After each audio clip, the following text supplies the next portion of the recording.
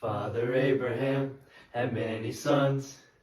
Many sons had Father Abraham, and I am one of them, and so are you. So let's all praise the Lord.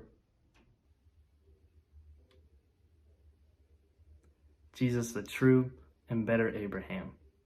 In Genesis chapter 12, verses 2 through 3, God tells Abraham this: I will make you into a great nation, and I will bless you. I will make your name great, and you will be a blessing. I will bless those who bless you, and whoever curses you, I will curse. And all peoples on earth will be blessed through you. And this is the main plot that we follow through the next couple chapters in Genesis. That Abraham will become a great nation and be a blessing to all. And for a while, it doesn't really seem like this promise is even possible, as Abraham has no children, and him and his wife are so old that it's unlikely that they could have another. So they decide to take matters into their own hands, and they come up with a solution all on their own.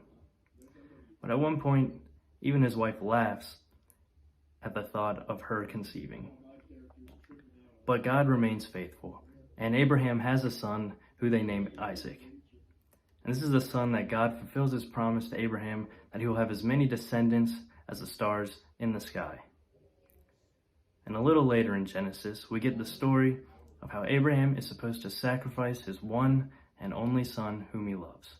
Sounds a little familiar. But just as Abraham is about to go through with it, God provides a ram to sacrifice in Isaac's place. And because of Abraham's obedience, God tells him this: through your offspring, all nations on earth will be blessed because you have obeyed me. And this actually sets up the entire story of the Bible, as through Abraham's descendants, Jesus is born. And Jesus is the one who fulfills this promise of blessing to Abraham. Unlike Abraham, Jesus is never doubtful of God's promise. He actually fully and perfectly submits himself to God's will.